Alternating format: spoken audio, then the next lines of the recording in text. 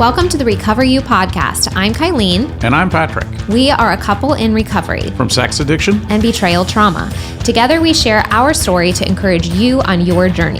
It's here that we talk about sex addiction, betrayal trauma, mental, emotional, and physical health, faith, and anything and everything needed to recover you to your most authentic self that God created you to be. Welcome, everyone, to this episode of Recover You. You're in for a special treat because Patrick is in charge today. That's such a, it's such a lot of pressure to put on me. If I talk 51% of the time, it's a special treat. I'm like, oh boy. No, the episode is your idea. It's your topic. It's your content. Yep, You're going to lead the, you're going to lead it today. So. You know how some people call their podcasts and everything a nation? Have you ever heard that? Yeah. So I don't think we're big enough yet to be called a nation. Recover You Nation. Yeah, Recover You Nation. Hey, that's what we want. Everybody in the nation to be recovered and healthy. healthy. Yeah, that's a good goal. Yeah, that's pretty good. That's pretty good. Hey, to that end, actually, let's give everybody an update because we did talk about SI 101 on here. So we've split it up into, it's an 8-part course that we're taking people through, and we split it up into 4 in-person sessions. So we're doing 2 videos per session, and we've hosted 2 of them so far. So we're halfway through. Absolutely. And it's been quite exciting, actually. We had a head pastor at the last session, and we have several people from different churches than the one that we attend, which was sort of the goal. The whole idea of teaching this class was to reach out to and help empower other churches to get these healing and recovery ministries in their churches. And, sometimes you have to start, what do they call that? Grassroots. It's like a grassroots effort that we're kind of making. Yeah. So it's really exciting, though, because we've done 2 of them. They've gone really well. The discussions have been, really good, really interesting, and really positive. So I think it's, I think I've learned this through running groups and being part of groups and things like that. When you have a group that focuses on healing and the content is really, really good and it's educational, people get really excited about it. Yeah. And so when it's not being judgmental, messages aren't coming down, and people can really understand, oh wow, so this is why I was the way I was, and there's a way out, or these are the techniques that I can use. It becomes very what's it, inertia? Yeah, it's momentum. Momentum and inertia kind of moves you forward, and I think people just generally gravitate to that. Yeah, It was super cool because the lessons that we were going through this past weekend had to do with the brain and understanding the brain. I think understanding the why of how our body works and how it's designed and why it responds certain ways, the why behind things really helps me. Yeah. And I think it empowers a lot of people because when it's instead of this ethereal, is that the right ethereal. word? Ethereal. The wrong emphasis on the wrong syllable. Yeah, very good. Instead of this external ethereal, sort of ethereal. Sorry, I did it again. It's all right. I'm here all day. I don't know why my brain's flipping. Concept out, sort of this external concept that can be scary, that can be all these things. When you bring it back into this is how your body is designed, and this is what your nervous system needs, and this is what your brain needs for health, and this is why habits and patterns help you.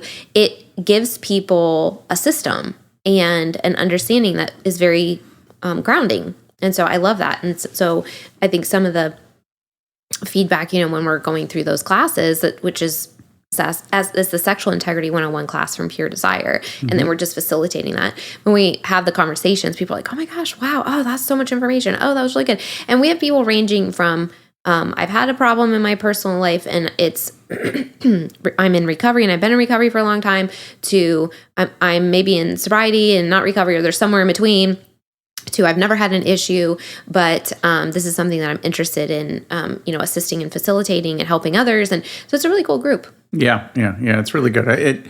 The idea for today's podcast came from a little bit of the discussion that we had yesterday in that second session, and some of the conversations I've been having in groups and with individuals. Okay. And so what I wanted to talk about... Take it away, Patrick. Yeah. So happy week and a half after Mother's Day. And so what we're going to do is we're going to intentionally start to pivot towards the fabulous gifts and prizes that are going to be given out on Father's Day. Oh, yes. Yes. So let me ask you, have you thought about that? Well, you did just mention it about 5 minutes ago and told me what you wanted. All right. So. Yeah, there we go. So that's okay. It's okay as long as we meet the goal at the same time. That's what I'm all about. So unlike the start of this podcast that has lacked intentionality today. Devolved a little bit. It's devolved a little bit. No, what I want to do is I want to talk about the notion of discipline and intentional practices. Essentially, if I could say the title of this podcast is how instilling discipline practices helps with recovery. And so, one of the, I know I can speak with a lot of strength on the Conquer series. So one of the things that the Conquer series does within those 10 lessons, at the end of each lesson, you have a 7-day mission. And so that 7-day mission is to do things like clean your house of pornography or access to pornography, or make sure you start to use the faster scale on a daily basis, or start to journal, or work on your commitment to change. So one of the things that if you think about what, and I actually just thought of this as I was moving through. So I was going to say that every aspect of my life, other than my addiction, had a lot of intentionality and discipline. But if you understand the way the brain works, what do they say? Neurons that fire together, wire together. I actually did have a lot of intentionality in my addiction. What I needed to do was establish intentional processes that ran counter to my addiction. Mm-hmm. So, one of the things that my acting out pattern was the morning, right? So the morning was, get up early, up before everybody else, with the intention to work out, and then, that would not happen. And so I had to develop patterns that helped put guardrails around and started to change my neurons and allowed my neurons to fire together in a more appropriate way than they were firing together in the addiction. So, one of the things that becoming more intentional in habits that counter addiction paths and patterns can be very hard because of the dopamine that's involved and because of the emotional pain that comes from recovery. They always say your pain goes up when you start this process as opposed to down. And so what you're trying to do is you're trying to anticipate something and end up becoming more deliberate about recovery activities.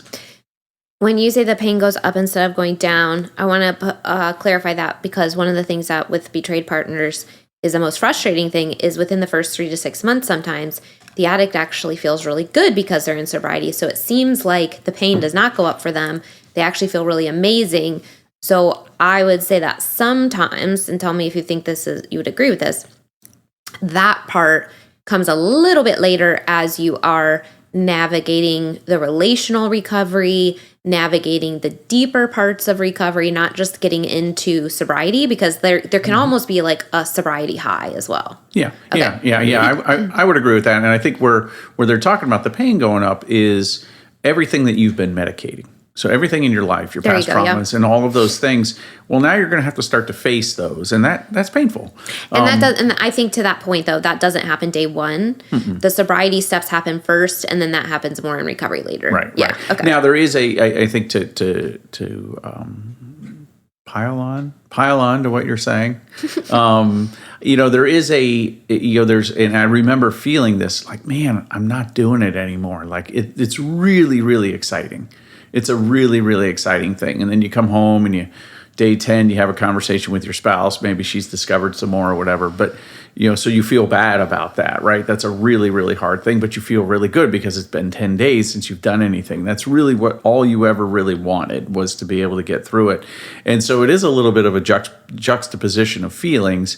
But, I think what you're trying to break is that up and down shame, resolving that you're never going to do it again, and all of those things that you've been trying to do on your own. Mm-hmm. Now that starts to go away, but of course there is. If your dad emotionally hurt you, he may still emotionally hurt you, and all those different things that may come out. Those things that you had medicated before. So, but yeah, so we lack appropriate intentionality as an addict. You can argue that the addictive behavior is very intentional in a way. And what I mean by that is it's your patterns are almost, you can spot them. And that's one of the things they ask you to do when you're looking at like your last relapse table is, hey, what was going on? We need you to take a deep dive and understand exactly what happened, what the situation was, so you can spot the intentionality and what was coming from the acting out behavior, because that's where you need to insert different discipline processes, different intentionality that starts to change the patterns you're going towards. So, one of the things that you were like, boy, this really gets under your skin. So one of the things that Conquer recommends is that you journal. And so I think we learned yesterday that journaling actually is a way of kind of calming your nervous system as well. But also, a lot of guys have never journaled in their lives. And so when I offer that up to them and say, hey guys, let's start to journal, some folks will say things like, well, I'm just not a journaler. And so I'm like, okay, well, how have your previous habits helped you so far? Yeah. So if you're not a journaler and you're trying to get away from this behavior, why not try it? You may not ultimately turn out to be a journaler, but as you're going through this process, what's the harm in trying? What's the harm in starting to connect what's going through? And I tell you, I think I haven't bought all the guided journals that are out there, but I'm probably pretty close. About 50%. Yeah, about 50% of everyone that's ever been created. And so they're really, really good, because sometimes it's hard to understand exactly what to say. Sometimes it's hard to kind of go, well, what am I working on? There's a gentleman that has the first hour, and that's a journal, and kind of helps you through that. And you say some things out loud, and you put some things down. The Conquer series journal is very structured. It allows you to do a faster scale check-in. It allows you to focus on a piece of scripture. It allows you, just free space to write. And so all of those things are kind of helpful as you're moving through developing a journaling habit, because it's, it'd be like, if you think about this, there's all these great apps out there that help you learn how to stretch, or, was it the Couch to 5K, which you ran a 5K plus this morning. So sure did. Yeah, sure did. So, but those are, and survived and survived. But those things, they help you, they teach you. If you go, well, I'm going to learn how to run a 5K, and you don't get any advice, well, you may hurt yourself, or you may burn out, or whatever. It's guided for you. So I always that's a good example, actually, because I really don't like running. Sacrilege. I know, it's your meditation. My body and my mind have never been, ooh, running, this is amazing, this is my thing. But I like the end result. I like running 5Ks with my friends. I like the friend time. I like feeling good after the run, And so I agreed to do this with a friend, and I think it's parallel to kind of what you're talking about, is that I did something that is like, I don't like running around the neighborhood. I don't like forcing myself to get in shape. I don't enjoy that process. I mean, there's pieces of the dopamine hit, after, you get the little, I don't know, running as little as I do, if you could call it the runner's high, but whatever, it works for me. They don't call it the, you get a good sweat in. You only get a runner's high if you run more than 20 miles. Yeah, right. You can get it at any point. Yeah. So I get a little, oh, I did that thing for myself today. I completed it. I got good sweat going, this is good for me, and it feels good. And then if you get a little stronger, you get the little hit of I was able to go further today. But making myself do it, I had to have a deadline. I had, somebody else was doing it with me, so I had that. I didn't want to slow her down too much, kind of deal, So I think all of that can apply to this too. Is the outcome is the identity that we want. The outcome is the thing that is good for us. Mm-hmm. Most people are not going to wake up and go, I love all the hard work that this takes. You know what I mean? I enjoy the process. There may be pieces of it that you enjoy, but sure. For a lot of people, the getting started is really, really hard. Mm-hmm. The being consistent is really, really hard. The process itself may not feel that enjoyable, right. But then you did it. You've been journaling 5 out of 7 days for like a month, and you look back and you're like, wow, I have so much more insight into my thoughts and feelings and behaviors than I did before I started this process. Or this particular guided journal that I'm going through asked me some questions that I never would have reflected on had I not gone through this, So just to kind of parallel and like real life examples of it doesn't have to be, I would never call myself a runner, but I ran a 5K today. Right. Plus, yeah, we got a little lost in the middle, and so we did a little extra. Yeah, right as you were saying that, I was thinking about, there was an ad that came across Facebook today, and it was a guy, and on one picture he was kind of schlubby, and then on the other picture he was like ripped with like abs, and it said on the thing, you won't start looking like this after 8 weeks. You look like this after being consistent over the long haul, right? So it's kind of of course, part of learning how to do something over 8 weeks is really, really important, but the life change comes from a lifetime of practices that move you in a positive direction.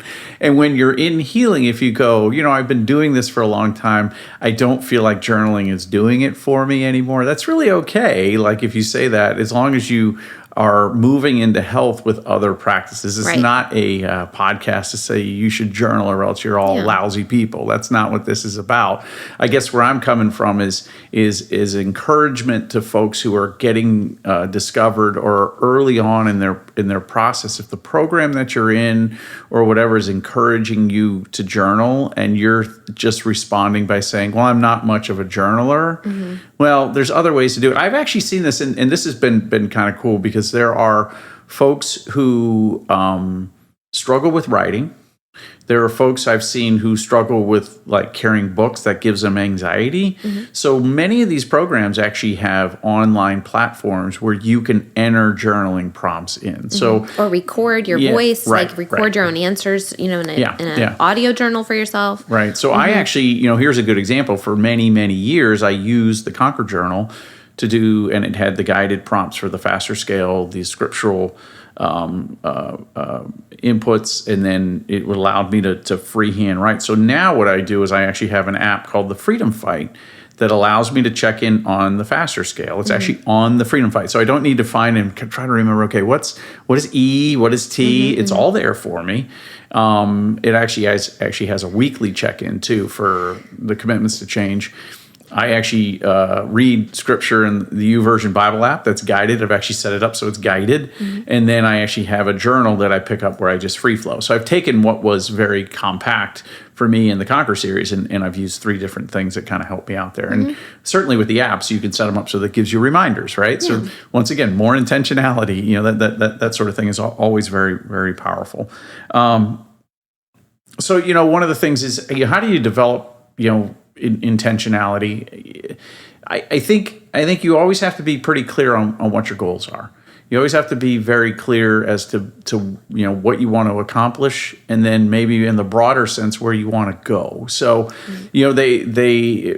there's real experts on vision and goals and mission and all of these things, and I would never say that I'm an expert on these things. But I was actually thinking about this. I think you're a life application expert. Well, I might be. I think in terms of doing it, like knowing the ins and outs, for sure. Yeah. Well, one of the things I was thinking was, if you go too long term, it may not give you enough to do in the moment. So here's a good example. So I'm going to give you an example. Okay. He said, "What do you mean?" I'm going to give you an example. Right. Gosh. Give me an example, Patrick. What do you mean? What do you mean? So this is something, and there's nothing wrong with this, but I'm going to never relapse and live a life of integrity and recover my relationship. So that is that a short-term goal, or is that the ultimate end goal? The ultimate end goal, right? And so, or you could argue it's a life's vision, right? It's a life's vision. But what do you do today with that? Well, I don't know.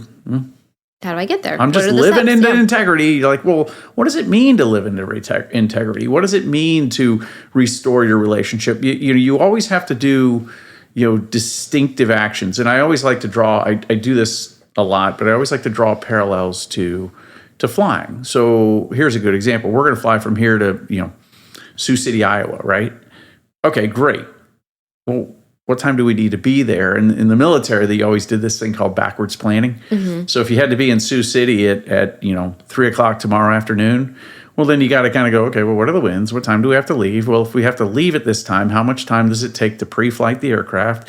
And are we wearing night vision goggles or not? And so you start to work all this in. So then your plan, you actually have time marks daily or minute by minute things that you're doing. What's your route that you're going to go? So all of these different things go into the broader goal of, hey, we're going to go to Sioux City, Iowa. Iowa, is that right? Yeah, Sioux City, Iowa. I don't know if that's right, but it sounds right. Sioux City, Iowa. So it's just, I think that's my point. So what I articulated as a long-term goal. I got lost on a 5K, Patrick. You can't ask me for Yeah, directions. I know. So my point is if you're trying to live a life of integrity, well, then maybe you need to get back to the point where, in Conquer, we ask everybody every week, have you lied to anybody? So you need to be prepared to answer that question on a weekly basis. Week by week, day by day, minute by minute kind of thing. Right, yeah. So to get started. Yeah. And so, within that, okay, why are you lying? Well, that maybe takes you back to your faster scale check-in, right? So your faster scale check-in is really an indicator of how activated you are, right? So when people get activated and they're not used to living integrity, they lie. It's a simple pattern. And so what you want to do is you want to, develop processes that slow you down, that start to allow you to be more honest. Hey, I lied to you yesterday. You know what I mean? And you're starting to live into that. So maybe you did lie, but then you came clean with it and you were able to kind of work through that from an integrity standpoint. So, basically what I said now, this is a vision, which is great, but what are you going to do today by lunch, or what are you going to do for the next 5 minutes, to start to move yourself along? We talked about this a little bit yesterday in our session, but it's like the notion of counting days. So counting days is a very, very good tool, especially in the first 90 days as you're trying to build that pattern of sobriety. Having that dopamine hit of going, having somewhere where you can either open up an app and go, hey, I hit a day, or you can go somewhere and cross it off that says, hey, I hit a day. There's a dopamine hit to being able to do that. Now, if you're 4,000 days in and all you're living for is to cross off that day and you've done no healing work, well, you're probably kind of missing the point. It does have to shift at some point. You should certainly be proud of your years of sobriety. That's really, really important, years of sobriety and recovery. But, don't be afraid to, in the short term, pick those things. I'm going to go 7 days in recovery. I'm going to hand my phone to my wife at 5 a.m. tomorrow. I'm going to slide it under her pillow because that was when I would act out. And that way she'll know it's under her pillow. I'll know that that's my action, right? And so, go ahead. Drawer next to the pillow. We don't want the radiation there next to your head. Yeah. So set it 3 feet away in a designated area. Right. So that way, it's starting to change the pattern. So that's a very intentional behavior that counters the behavior that I had. I'm just drawing so one of the things you're talking about is like replacing. So when you have we talked about this yesterday. I thought it was really good, and I'm going to bring up the analogy that the pastor brought up because I thought it was really excellent.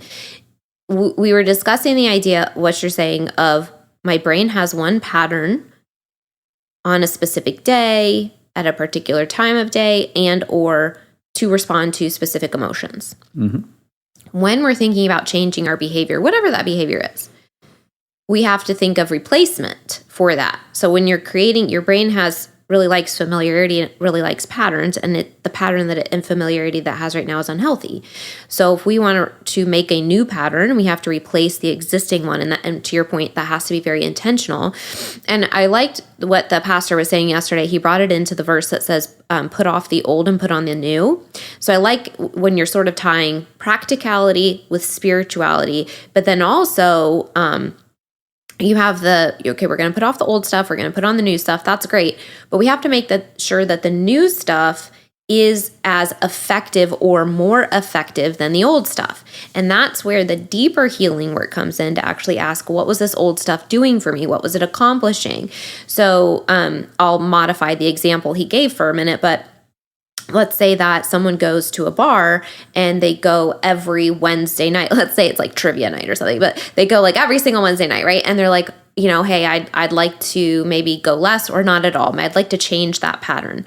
Well, if that's something that's been ingrained in you and maybe it's become unhealthy, maybe you're drinking too much, whatever, just following the example, and you say, I don't want to go to that bar anymore for whatever reason, Wednesday night comes along, you better have something else planned. So to put it into addiction language, if you're white knuckling it, you're not going to have a plan. You're just going to come to Wednesday and you're going to go, I'm not going to go, I'm not going to go, I'm not going to go, I'm not going to go. But you're going to be struggling and you're going to be wanting to go. Mm-hmm. Closer to recovery is I'm going to have some sort of plan set up, right? I've put something in place. Okay. But then you go do that thing and you're like, oh man, but I really wanted to go. Like that just didn't fulfill me. Real recovery is I did the work to go. I went to the bar because I felt lonely. The bar offered this solution of community. I enjoyed the gaming aspect of trivia night. And that's really what I'm missing. So can I get all of those things fulfilled in a healthier way? If let's say you're trying to avoid alcohol in this specific example, can I get all of that fulfilled in a healthier way without the alcohol? Cool. I'm going to invite 5 people to my house every Wednesday night. We're going to have a game night with games that I enjoy playing. And maybe we'll make mocktails or spritzers or juices or whatever. And we're going to have the environment and the community aspect and the things that fulfill me in that area without any of the unhealth that this other pattern was providing for me. Mm-hmm. So do you see like there's a difference between all of those. I'm not going to do it, but I'm going to struggle. I'm going to replace it, but that doesn't really fulfill me. Or I'm going to do the deep healing work to figure out why did I need this thing? Why do I feel empty without it? So that my replacement is effective and then even more effective because now you don't have the extra layer of the unhealthy aspect. Mm-hmm, mm-hmm. Yeah, I was, as you're telling that story, I was thinking of, because I get stuck on this one. Journaling. Are you going back to journaling? Yeah, I'm going back to journaling. So I'm like, well, maybe when somebody says, well, I'm just not a journaler. Like, well, what are you afraid of? And it might be, well, I just don't have any quiet space in my house. And sometimes I've had to help guys think through that, like, well, I have young kids. So if I'm up in the morning, they're up.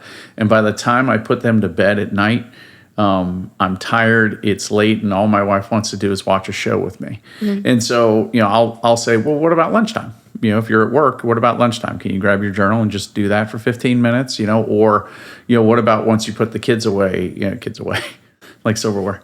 Once you put the kids away, put the kids in the drawer. Yeah, put the kids to bed. Maybe you turn to your wife and you say, hey, listen, I need to do this for my recovery work. Give me about 15 minutes. And so I always kind of say, how do you think your wife would react to that? And they're like, oh, that's great. So it's like, I think about, our lives now where it's, we've talked about how it's changed a lot from sobriety work to just living in recovery, right? Mm-hmm. But there's still so much time sacrificed that we voluntarily sacrifice because it's to the benefit of our relationship. It's to the benefit of healing, and it's to the benefit, hopefully, of other people. Right. We take time for the podcast. You take time 2 nights a week to be running different groups.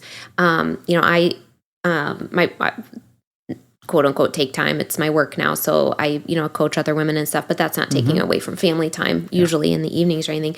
Right. But certainly the time that you do on top of your work day takes time. Mm-hmm. Leading the SI 101, we're doing that on Saturday mornings for 4 hours. That takes time. Right. So I think that's but we've agreed to do that because it's healthy, it's beneficial. We want to help other people. We want to continue our own personal growth. Right. I feel like in some ways, there's ask me a question about addiction, ask me a question about betrayal, ask me a question about recovery. I could probably answer it, right? And yet, we're going through SI 101. I've already watched these videos. I'm still getting little nuggets as I lead this group, right? Or somebody will bring something up, and it's like he brought the verse into that context. I was like, oh, that's a really great combination of the spirituality and like how to interpret that and apply it to recovery work, So we're always still learning. And I think to your point, if you're going back to the beginning when you were talking about like implementing these things, what I was really hearing you say is if you're going to go through a program, which most people are, whether it's from their therapist or their group or whatever, if you're going to go through a program, you've got to take full advantage of the program. As a business owner for the past 10 years in a variety of ways, which is kind of crazy to think about, actually. But I've been through a bajillion different business ownership, entrepreneur, whatever, training courses, right? And one of the things they tell you is really it's the person taking the course's responsibility to get something out of it. Obviously, you want to provide good training and good content, but it's the individual's responsibility to get something out of it, because whatever you put into something is probably what you're going to get out of it, as opposed to just, how's this course going to serve me? Well, it won't if you just sit there and watch the videos and don't think about it, don't apply it, don't do any of the homework, don't internalize any of the information. But that's not the course's fault. The content is there. The content is good. The content is helpful. But are you applying it? And even if you're doing something like journaling or doing a piece of homework or doing a task that's assigned, are you internalizing that? Are you really thinking deeply about what the content is trying to communicate to you? Because there's so many different ways that we can be exposed to information and do absolutely nothing with it. Yeah. It's one of the things I was thinking of when it comes to intentionality. If I can say that our mornings, from a 10,000 foot view, are not any different than they were when I was in addiction. I still get up really early. You still sleep in. I have coffee.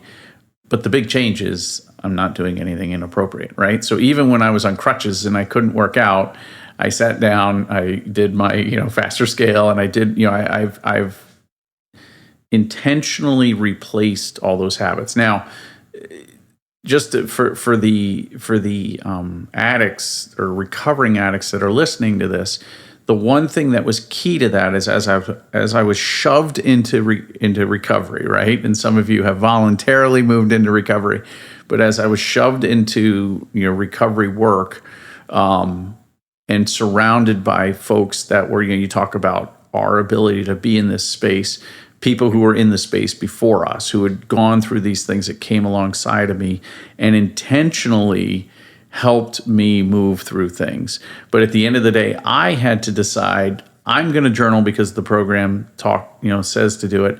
I'm going to write the 10-year letter because the program says I should. I'm going to, catalog my 10 worst moments. I'm going to schedule therapy with my therapist. And I remember, I think it was like 6 months in, he's like, all right, you ready to move to 2 weeks? I was like, no, we're going to continue to go every week. We're not ready yet. So that was an intentional act. But it's not just you, too. Like I will say, we've heard enough stories and we've worked with enough people in groups or in my coaching practice over the past so many years. This is a pattern. The people that do the work, the people that go through the process, move through and feel better. Yeah. Every single time. That's right. And you see it. The people that don't. Yeah. They get stuck. Yeah. Whether it's on the betrayal side or the addict side, when we skip steps or refuse to move forward in certain areas, people struggle. They really struggle. And so, to your point, like at the very beginning of the podcast, like we're not trying to like beat people over the head. Like we want to love you. We want to hug you. We want to bring you to the other side. Sometimes that is uncomfortable and it is difficult, but we want to help you through the other side. And because we know like how different it is. Me sitting here today, May 2025 versus May 2021, I'm like a completely different person, mentally, emotionally, physically, spiritually. Like there's no part of me really that is the same as I was 4 years ago. Right. It's crazy. It is crazy. Yeah. But anyway, my point is that it's a lot. So we can sit in that. I was watching you. I was like, I think she glitched. Are you okay? We can sit in that for a minute. Yeah. No, but we've just been through a lot, you know? No, we really have. Yeah. But we want to help other people get through there. But so if we know that there's a process that can help you, shame on us if we don't tell you about it. Yeah. And I think, I always talk, and we've interviewed him on this podcast, Dave Stacy.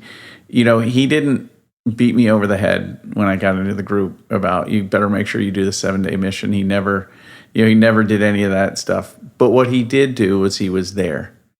And he led by by his own example. He talked about some of his own 10 worst Yeah. moments, and he talked about, he led by example, and it was just a really powerful kind of testimony for me to kind of watch him, and I'll look up to him for the rest of my life, you know what I mean, with everything that he's done.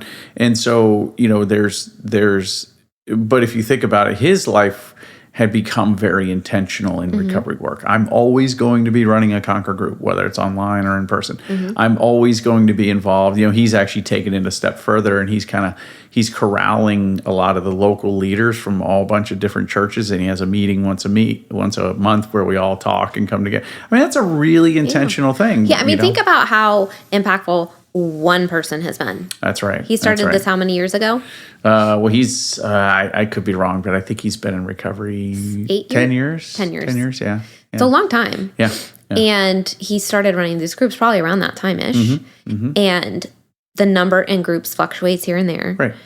But probably easily 200 people. Oh, I'd say so, yeah. At least, yeah. right? Yeah. In the local area. Yep. And then you take someone like you, who he influenced, who then goes off and starts. How many groups have you run at this point? I mean, I'm not sure, but I think it's 30 to 40 people, if not more, that have come through the groups, So many groups. Yeah. The podcast, SI 101. Yeah. You go out and you speak in groups when you're invited. Right. You talk in front of the church, if you're invited, and all these kinds of things. So then one person influenced, let's say 200 people. Even if there's only one that goes out and does the same thing, that spreads. And that's kind of our goal, I think, with all of this. But we also want to encourage you listening. Can you be one of those people? That's right. That's right. So, I think as we boil it down, don't be afraid to, a couple strategies that may help is, 5 minutes a day working on some sort of recovery thing. Very, very intentionally working through it. When you see tools that they give you, like the 3 circles tool or the last relapse table, fill those things out. You're going to learn something from them. There's a weekly goal, or in some of the groups they call it a commitment to change, and this is something that you've decided to do for the next 7 days. So a weekly commitment to change is really, and it's really weird the way they ask the questions. It's something like, what do you lose if you don't make the change, right? Which is always kind of obvious, right? Well, if I continue to relapse, I'm going to lose my relationship, right? Well, then the next question is, what do you lose if you do change? Oh, well, that's a weird one. You know what I mean? Because maybe what you lose if you do change is you lose that, maybe there's that comfort that you were receiving through acting out. It's an important thing to think about, right? What pain was being soothed by acting out? That's now gone. Okay, so you got to identify that, because then it helps you become more and more intentional. And then, it'll ask you like, well, what steps are you going to make to take to lock this in? So for me, I've actually incorporated some of that stuff with other things like working out or preparing. Like recently, with my knee recovery, I'm finding that my muscles are so tight. So like, I actually put it this morning in my weekly commitment to change. It's to do yoga 3 to 4 times this week. Right. So that's a nice change for me. It's going to help me move forward in health. Right. So now I've got a number in my mind, 3 to 4 times. And so I can schedule those, and I can become, therefore very intentional. The other one is accountability. You want somebody to help you with that. So like, hey, can you help, kind of remind me or ask me when we talk, ask me how I'm doing on my journaling. Because a lot of times people don't want to be like, I haven't done anything. Like they ask you, hey, can you ask me how I'm going to do it? Especially if you said, will you help me do this? I want to do this. Yeah. Right. So those are all. You want to be able to say, "Hey, I did it." Yeah. And I think the point too is, for the people who are recovering addicts, and especially if they're in a relationship where they have betrayed their spouse because of this, inappropriate behavior.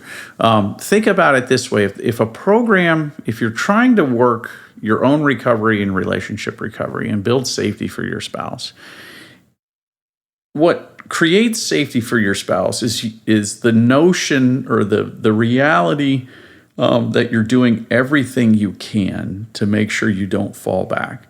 So think about it in this way, and this is not a sense to shame anybody or anything like that, but if journaling is part of that program, once again, me on the journaling, or the weekly commitment to change, or taking a SAS test, and if your spouse is watching you go through this recovery thing, and she knows, here's the difference. If I was to come to you and go, I'm just not a journaling person, or, hey, I'd love to watch I'll tell you right this now, episode of Seinfeld with you, but I need to journal first. Yeah, I'll tell you right now, when we went January 31st, 2021, it was within a week that a friend had said, hey, there's this group program and, here's the type of therapy. And we started setting that up.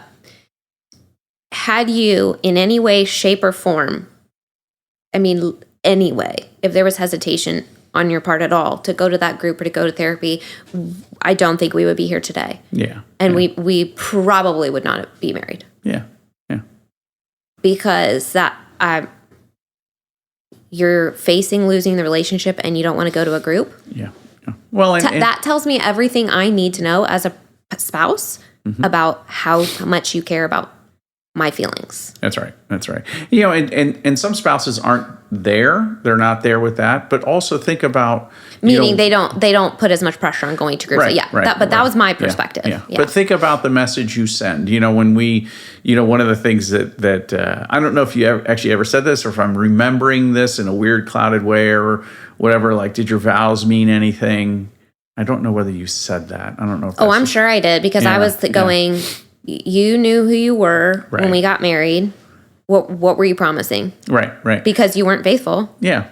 So like, you have this opportunity now, in a weird way, as hard as it is to be questioned and to know and maybe be yelled at or sent to the basement or whatever, whatever those things are, you actually have now been given an opportunity. You've been given an opportunity to say, hey, I get it, and you should be mad at me. But from this moment forward, I'm going to be disciplined. I'm going to be as intentional as I can be. I may not always get it right, but I'm going to work the resources that have been given to me in these programs, and I'm going to keep doing them. Like I offer. Sometimes folks will go into therapy and they'll be like, "Well, I don't know. My therapist doesn't know what to talk about." And I'm like, "Well, sometimes you have to." kind of say, hey, I really need to work through this. Can you help me work through this? And if you are married, and you're kind of struggling with what to talk about in therapy, ask your partner. Yeah. Because they might have a list. Or they might say, are you kidding me? On Tuesday, we had this conversation. Right. You may feel like it's resolved. She may go, this is what I heard out of it that frustrated me. I would love for you to talk to your therapist about that. How can we navigate that in the future without the explosion that we had, or without the miscommunication that we had, or without this thing that hurt my feelings, or whatever. Right. Yeah. For sure, I think because sometimes it's hard to even see our own stuff. Yeah. The other person can really go, oh, like I see this pattern showing up. Can you talk about that? Well, I do remember there were some things early on in our recovery where I was like, wait a minute, what are you talking about? Like I didn't see it. But so and there's. I guess my major point that I want to make is don't discount the intentional things you can do in your own recovery, because you're going to have to have new neurons fire together and wire together so they can create new patterns. This is all about habit replacement. You know what I mean? What we're trying to do is take the unhealthy and replace it with the healthy. You don't just want to get rid of the unhealthy. You want to replace it with something.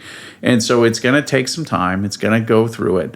Or it's going to take a little bit of effort to start to change those patterns. It's not always going to be easy. There's going to be a day that you don't feel good.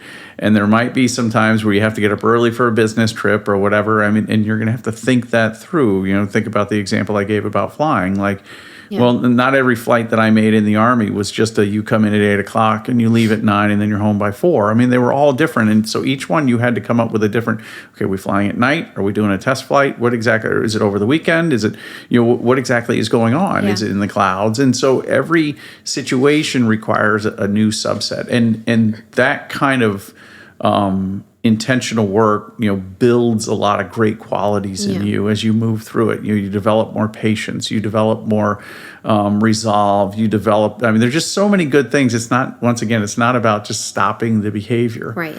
Processes do long things, so like 3 years of journaling or 4 years of journaling or 5 years of journaling is going to change you, much like a 4-year degree program is going to change you, much like 4 years of high school changes you, much like a 2-year master's program changes you. You know what I mean?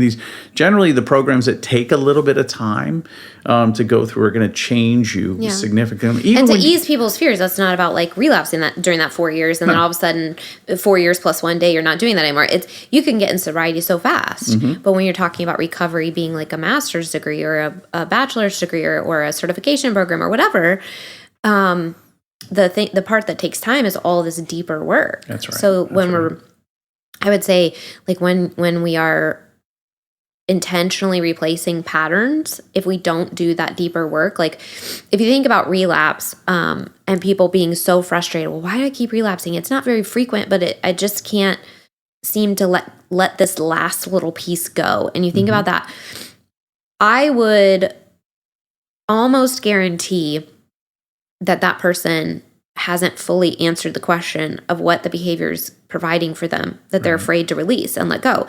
Because we'll use comfort as an example, but if it's bringing some sort of comfort or Novocaine, some sort of medication to pain or insecurity or fear or anxiety or whatever it is, and you don't have a replacement for that because you haven't identified that piece, or you have a replacement based on what we were talking about earlier that's not satisfying, then of course you will always go back to that thing that feels more satisfying.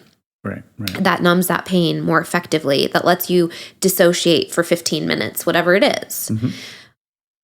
So that's why we kind of keep pushing like this concept of what's underneath it, what's underneath it, what's underneath it.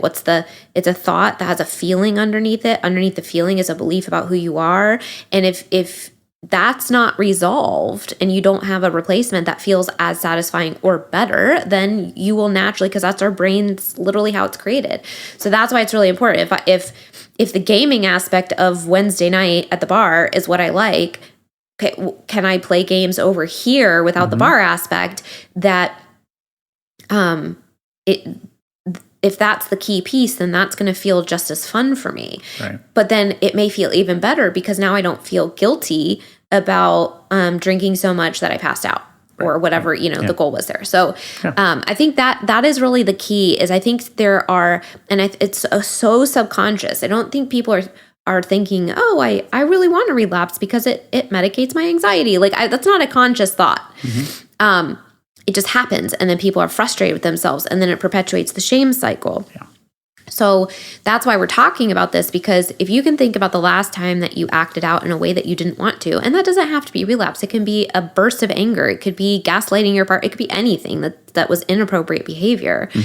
When we have to be able to go, why did I do that? What was I either afraid of or what was it accomplishing for me? Right. And when we can answer those questions, then we can figure out better ways to do it the next time. But if we never answer that question, we will engage in that pattern again. Yeah, absolutely. So yeah, just really try to evaluate your life, and are you being as intentional as you can be, and don't try to bite off more than you can chew. You know what I mean? Like, just getting from morning to noon, or from wake up to leaving for work. Those are all little things that you can do, and all those little moments add up, and so they start to move you in a direction that's very, very noble. Yeah, and I would say too, with your suggestions of like, hey, just do something for 5 minutes and get started, or have accountability. These are like replacement dopamine hit kind of things of, hey, I accomplished the things. Well, like with the 5K, right? Like, I really don't want to. And then by the end, you have a little bit of a dopamine hit. You're like, I did something hard, like, great. But the other piece of that is plan intentional dopamine hits. If there's something that's particularly hard, like journaling or doing the faster scale every day in the morning and really developing a habit that's like really like maybe just totally anathema to anything you've done before, or there's like a lot of internal emotional resistance to it for whatever reason, create some sort of toward motivation for yourself. If I do the faster scale every day this week, then on Saturday I get to have an ice cream sundae. An ice cream sundae. Yeah.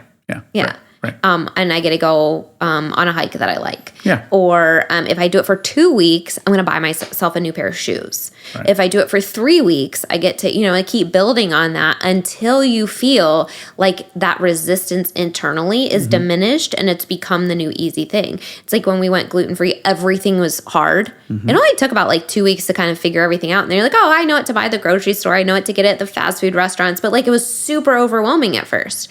But we had a motivational why. We knew why we were doing it. We had the education piece. We had the tools, the resources. We had to put them in practice. It felt super scary, super overwhelming, super annoying. Did not like it at first in terms of, implementation. But the benefit, the outcome, the feeling that we got from doing it later paid off. We had the motivation to get through the hard part. And then now it's super easy and we don't even have to think about it. We just know what to do. Right. So it's all the same thing. The same concepts. And we say this in different episodes about emotions and all these in the healing process. It's the same. It doesn't really matter what we're talking about. It really it's any habit, any pattern, it's all the same. That's right. The process of moving through things is all the same. It's just human behavior. It's how our brain works. It's how our nervous system works. And our resistance to all of those things is being human. Yeah, absolutely. So welcome to the human club. We're all in it. Yeah. And I think in no way are we saying any of this is easy and that it's you just should snap your fingers because that was part of the problem of being an addict. You felt like you could just snap your fingers and it would go away. We need community. Yeah, you need community. We need support. Right. We need towards motivation. Right. We need baby steps. What can you do today? We need all of those things to be in place. Absolutely. Yeah. All right. Good job, Patrick. I like that. Thank you. 51% talking. Thank you for sharing. All right. Thank you. Woohoo! If you're listening to this, it means you've made it through an entire episode. Part of recovery is spending time engaging in healing and self-growth activities. We are thankful that you chose our podcast to be one of those activities today. Make sure you reward yourself for that accomplishment. If you've enjoyed this episode or this podcast, we would love to hear from you. Please take just a few moments to leave a rating and review, letting us know your experience with Recover You. We not only love hearing how these episodes are helpful, but ratings and reviews help others just like you who are searching for recovery information and support find the podcast too. We can't wait to hear from you. See you next week.